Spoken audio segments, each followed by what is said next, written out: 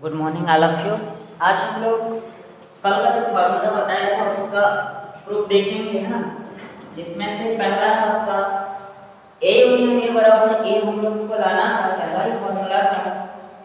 जो जो यूनियन के लिए बनाएंगे वही किसके लिए बनाएंगे, आपका इंटरसेक्शन के लिए। तो सबसे पहला सिद्ध करना है तो आप लोग हल में लिखेंगे उत्पत्ति, है ना, या व्युत्पत्ति लिखते हैं, दोनों में से कुछ भी लिख सकते हैं। तो सबसे पहला हम लोग ले लेते हैं माना, क्या मानते हैं, एक्स जो है एलिमेंट है किसका, ए यूनियन ए का। एक साइड को बनाएंगे एक बार, दूसरे साइड को, फिर दोनों को बराबर बताएंगे। ध्यान से देखेंगे, सबसे पहला क्या मानेंगे, एक्स किसका एलिमेंट है, ए यूनियन ए का है। और एक क्या करेंगे, यूनियन मतलब क्या होता है, ए या ए, मतलब ए में भी होगा या तो मान लो कि ऐसा रहता है ए यूनियन बी, ए में भी होगा या बी में भी होगा, सबको लेते हैं इसलिए या पढ़ते हैं। और इंटरसेक्शन का मतलब और या तथा होता है, ए और बी दोनों में होना चाहिए, ए और बी, इसमें ए या बी में होना चाहिए, तो इसको या पढ़ते हैं।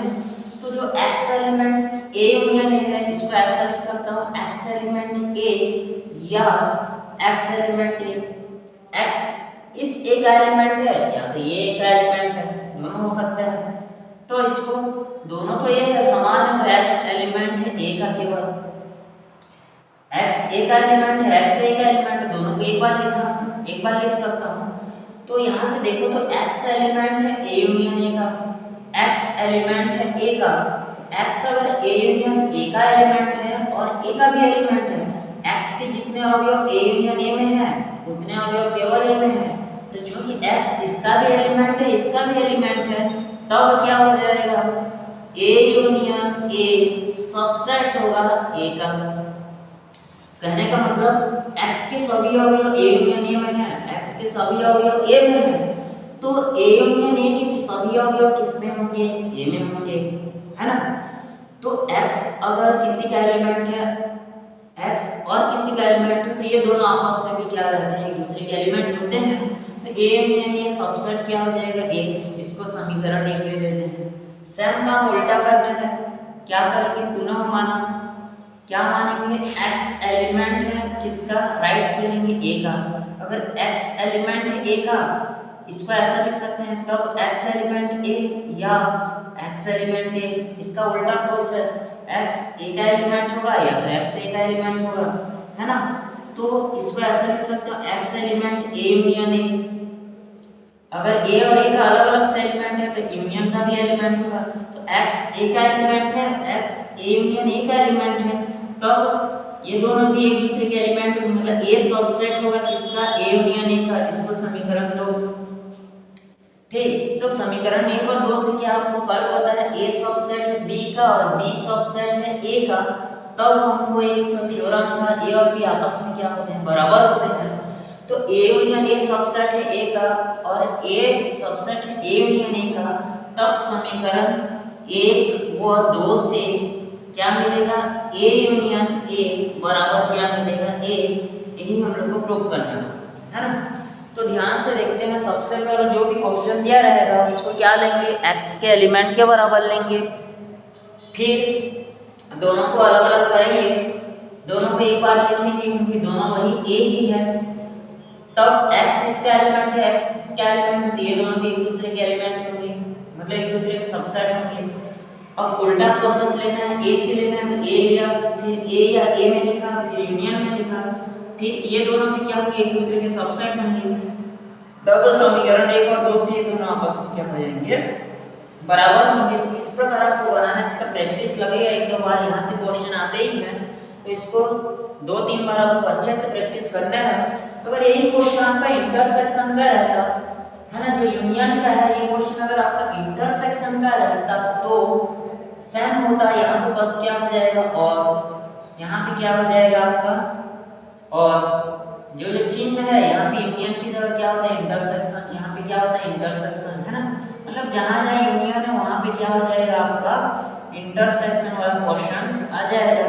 बीच में बस और रहेगा इंटरसेक्शन में, और यूनियन में क्या रहेगा आप लोगों का, बस क्या रहेगा, उन दोनों को ध्यान देंगे।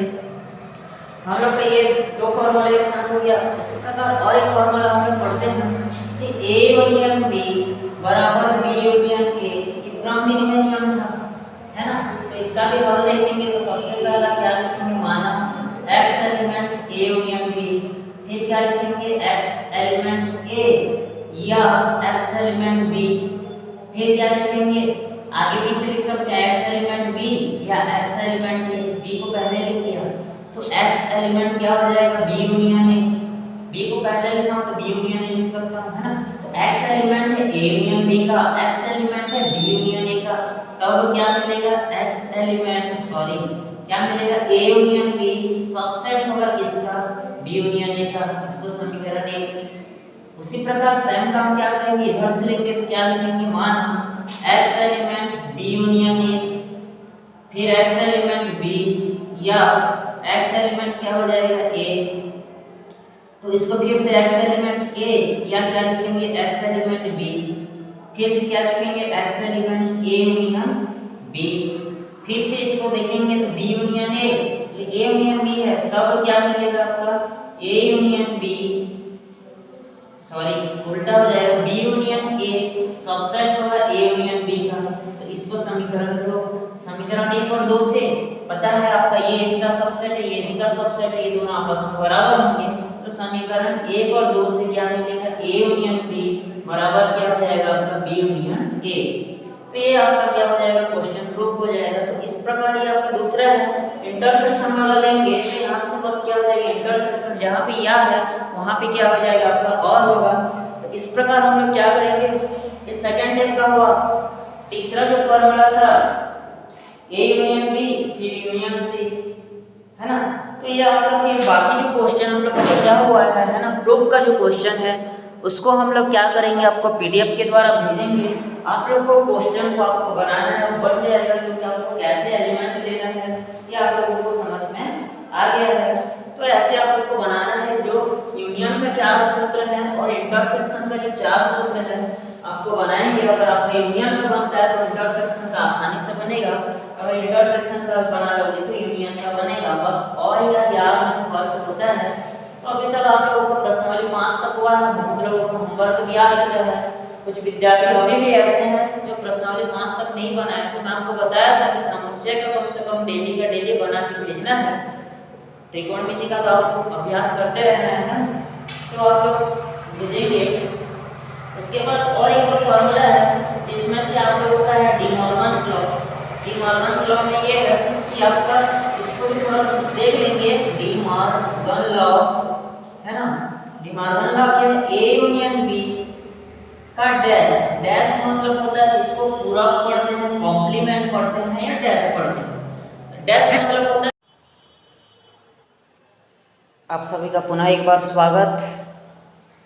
डी मॉर्गन जो नियम है इसमें हम लोग देखे थे नेक्स्ट वीडियो में, थोड़ा सा बढ़ गया उसमें। A यूनियन B डैश बराबर होता है A dash intersection B dash, उल्टा हो जाता है आप लोग का पूरक में, है ना।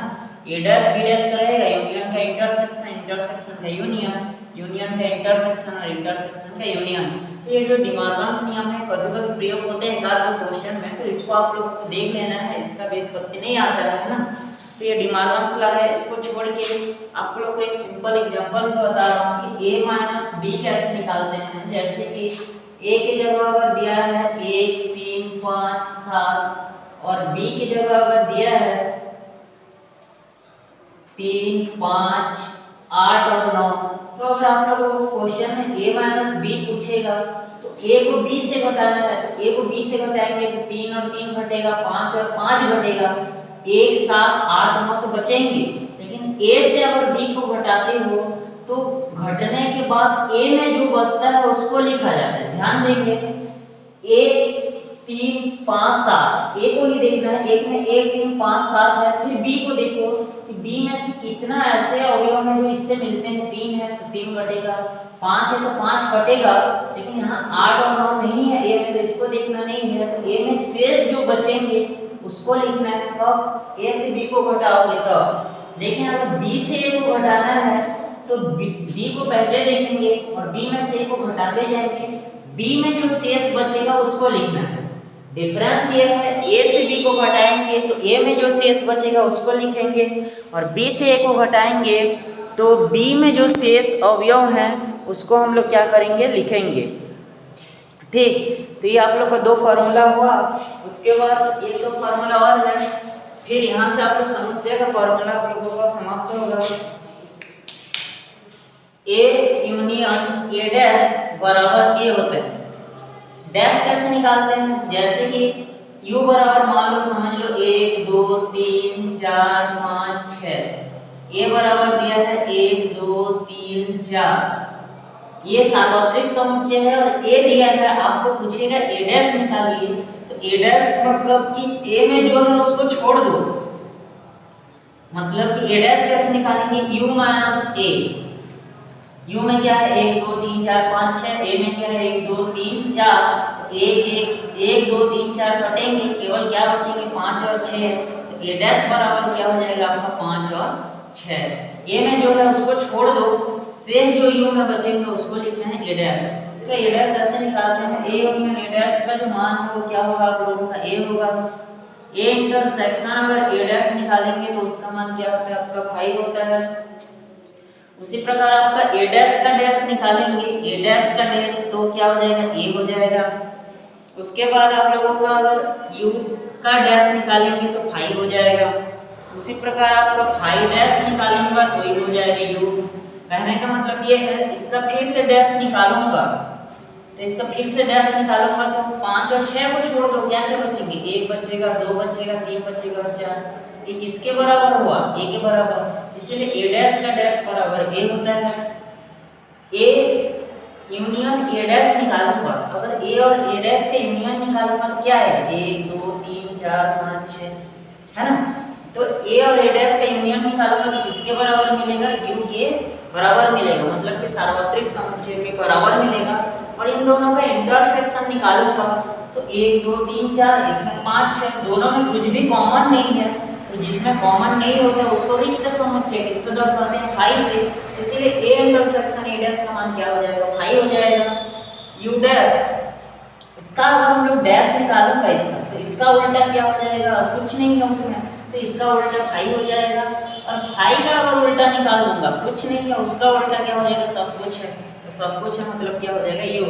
ये आपका और 5 फॉर्मूले हैं, है ना। यहाँ से क्वेश्चन हम लोग बनाएंगे, तो आप लोग का समुच्चय में से जितने फॉर्मूले हैं सब आप लोगों को देखना है।